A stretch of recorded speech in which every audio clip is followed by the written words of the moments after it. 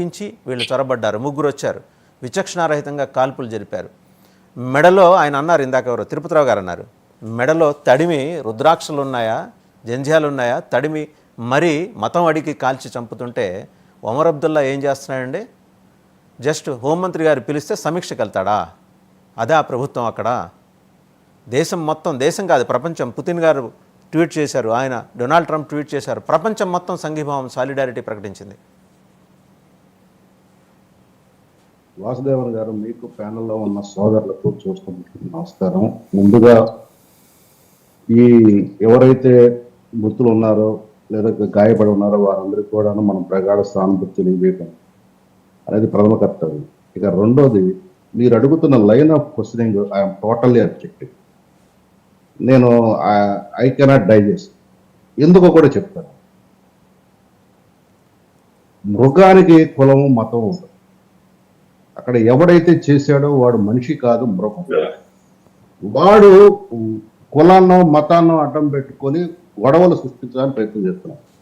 మీరు గతంలో యూరి, తర్వాత ఇంకొకటి ఎక్కడ మన పుల్వామా, అక్కడ చేసిన దాడులు 2016 కానీ 2019లో కానీ ఆర్మీ మీద చేశారు.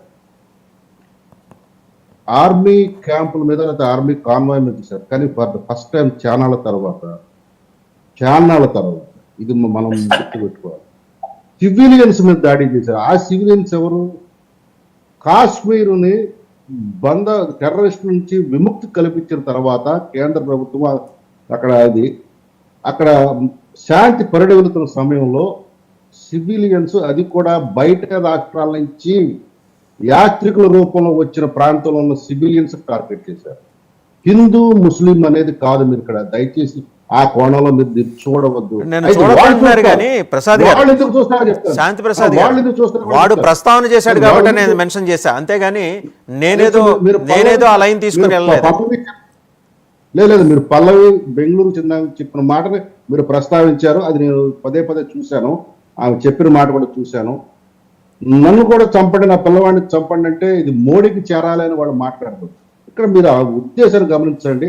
ఈ ఘటనకు 6 రోజుల ముందే పాకిస్తాన్ ఆర్మీ చీఫ్ మాట్లాడిన మాటలు చూడండి. ఈ ఘటన జరుగుతున్న సమయంలో మన ప్రధాని సౌదీ అరేబియాలో ఉండగా, అమెరికన్ వైస్ ప్రెసిడెంట్ మన ఇండియాలో ఉండగా, ఇంటర్నేషనల్ రామిఫికేషన్స్ కోసం చేసిన దాడి తప్ప ఇక్కడ వాడు మతం అనేది వాడు ఎందుకు వాడుకుంటున్నాడు? అది చాలా తేలిగ్గా నిప్పు పెడితే అంటుకుంటుంది. అక్కడ వాడి టార్గెట్ మతం కాదు, ఈ దేశాన్ని అస్థిరపరచాలి. ఎవడి ద్వారా? మీరు army chief, Pakistan army chief ఏమన్నాడు? Kashmir is our jugular vein అన్నాడు. జుగులర్ వైన్ అన్నాడు. జుగులర్ వైన్ కట్ చేస్తే ఏమవుతుంది? మనిషి చచ్చిపోతాడు. అదే ఇక్కడ జరుగుతుంది. అది India should not forget it. ఆ మాట కూడా అన్నాడండి. దాని సబ్సిక్వెంట్ గా అన్నది Kashmir is our jugular vein, India should not forget it. Mister general Munir ఇప్పుడు ఆర్టికల్ 370 రద్దు అయిన తర్వాత ఏర్పడిన ప్రజాప్రభుత్వం అక్కడ ఉంది. అక్కడ ఉన్న ప్రజాప్రభుత్వంలో భాగస్వాములు ఎవరు? National conference, Congress party, CPM వారు 49 స్థానాలు కైవసం చేస్తున్నారు. బీజేపీ మైనార్టీ అధికారం చేజించుకోలేకపోయింది. ఇండిపెండెంట్ 7 మంది ఉన్నారు. ఏది ఏమైనా అక్కడ ప్రజాస్వామ్య ప్రభుత్వం ఏర్పడింది సుప్రీంకోర్టు తీర్పు వలన. ఇక్కడ సుప్రీంకోర్టు కూడా కొంత ఇది చేసుకోవాలి. ప్రజాస్వామ్యానికి సంబంధించిన ప్రక్రియలో supreme court cannot impose certain things. అది ఇట్ హాస్ గాన్ బియాండ్. 2010 సంవత్సరాల తర్వాత ఎలక్షన్లు. ఇప్పుడు ఎలక్షన్లు అక్కడ ప్రశాంతత ముఖ్యమా, ఎన్నికలు ముఖ్యమా? ఓకే, ప్రజాస్వామ్య ప్రభుత్వం వచ్చింది, ఏర్పడింది. మరి అక్కడ సెక్యూరిటీ ఏర్పాటు చేయాల్సింది ఎవరు? కేంద్ర బలగాలు అక్కడ తొలగించారు. ఎందుకంటే ప్రజాస్వామ్య ప్రభుత్వాలు వచ్చిన తర్వాత కేంద్ర బలగాలకు పని ఉండదు. అవి రిస్ట్రిక్టెడ్ ఏరియాస్లో ఉండాల్సిందే. అవి ఫ్రీగా తిరగడానికి వీల్లేదు. అక్కడ ఉండాల్సింది జమ్మూ కాశ్మీర్ పోలీసులు ప్రాథమికంగా.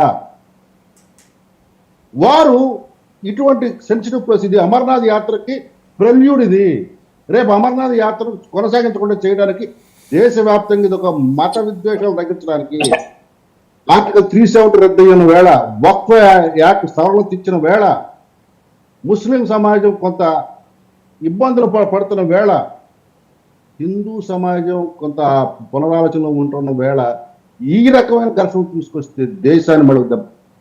మోడీ కబ్బోలో దాని అర్థం అదే. ఇక్కడ టార్గెట్ ఇండియా కాదండి, టార్గెట్ అనేది పాకిస్తాన్ చేసింది.